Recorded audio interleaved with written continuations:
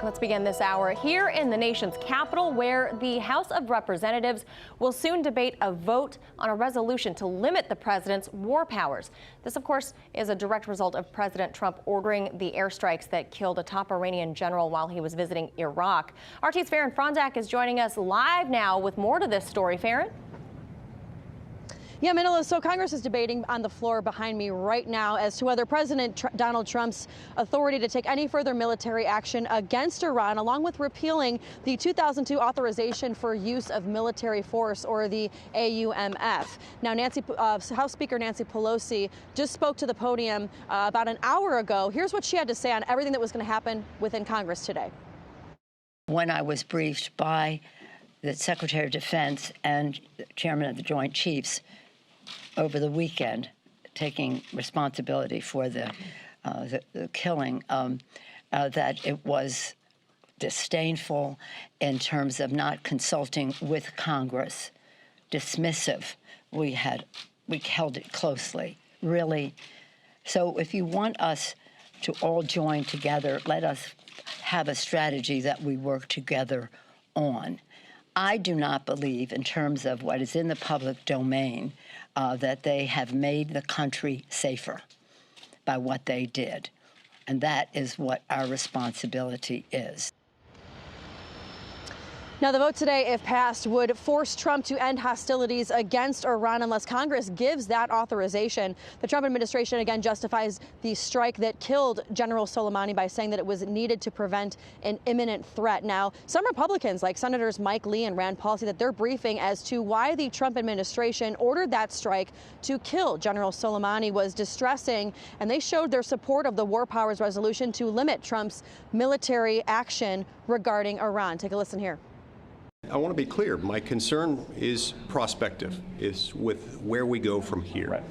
The biggest thing that I found troubling from that briefing was the suggestion that, number one, they would discourage us from debating things like a War Powers Act resolution, and number two, their unwillingness to identify some point at which they would need to come to Congress to get authorization for the use of military force. I find that very troubling. Now, Lee went on to criticize the briefing by Secretary of State Mike Pompeo, saying it was probably the worst briefing he's ever seen, at least on a military issue in the past 9 years that he has served in the Senate. Now, Speaker Pelosi says that the House is also considering additional legislation, including the repeal, as I mentioned before, of that 2002 authorization for the use of military force, or the AUMF, and legislation to block the administration from using funding to carry out military activities against Iran. Now, both of these repeals were brought forward actually to Congress back in July 2019, but both did not garner enough votes for them to move forward. Now, the 2002 AUMF authorized the Iraq War and has been cited by the administration as part of its legal justification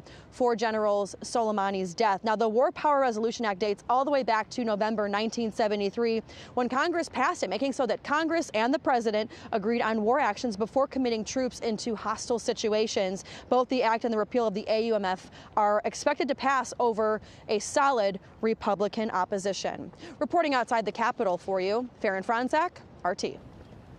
And a little over an hour ago, President Trump announced increased sanctions on Iran. Trump cited the Iranian missile attack on Iraqi military bases housing U.S. troops as the reason for this decision.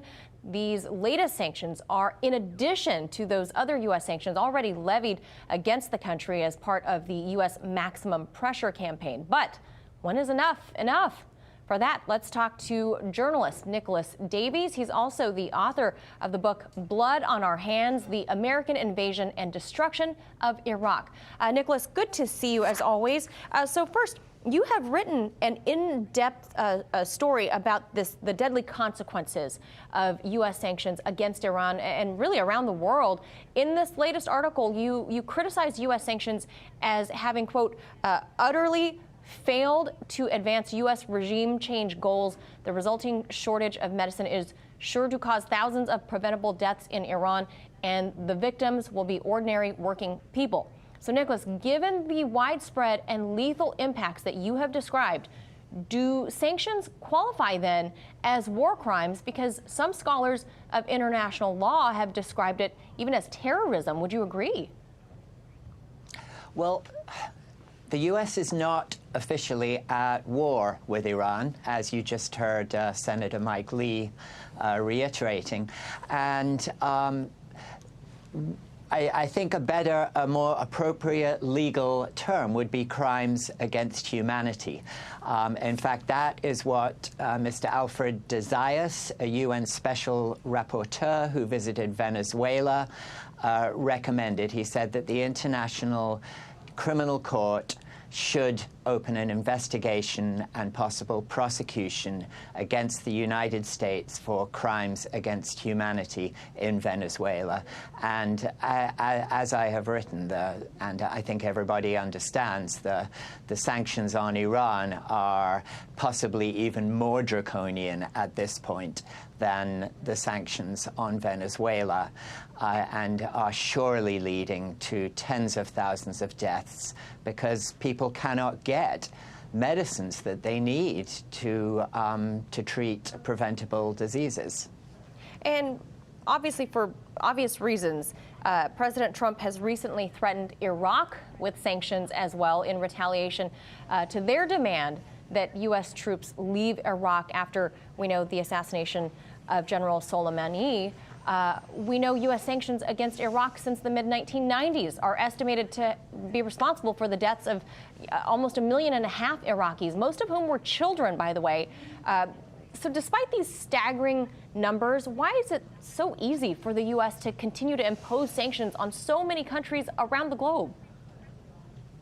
Well, this is part of the U.S.'s regime change strategy in each of these countries. And, long before the U.S. ends up going to war with these countries, there are these other tools that it uses, or weapons that it uses as part of this regime change strategy. And that begins with delegitimizing the government of that country. You will hear them, they will never say government, they will always say regime. Right. And they will blame the government of these countries for everything bad that is happening in the country. And in the context of that demonization, the American public is quite vulnerable to the suggestion that these governments are entirely responsible for the suffering of their people. But of course, that completely ignores the devastating U.S. role in starving and leaving people to die of preventable diseases through these sanctions. And Nicolas, on that word, regime versus government, it's not only the U.S. government that uses that word. The U.S. corporate media is also culpable of this. You also criticize them. You say U.S. corporate media have been complicit in the pretense that U.S. sanctions are a non-violent tool to force some kind of democratic regime change.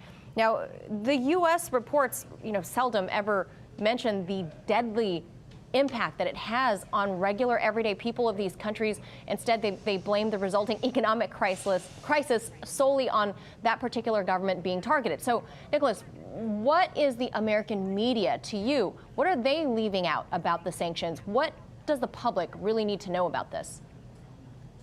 Well, I mean, once again, looking back at Venezuela, where, there have been some more detailed studies, there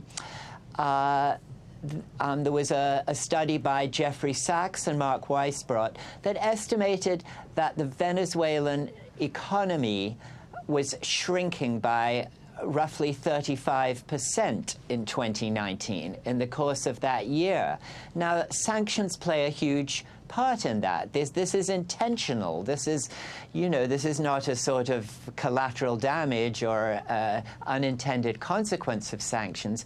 These sanctions are deliberately targeted as a form of economic warfare, as President Nixon said in the case of Chile, in the 1970s to make the economy scream.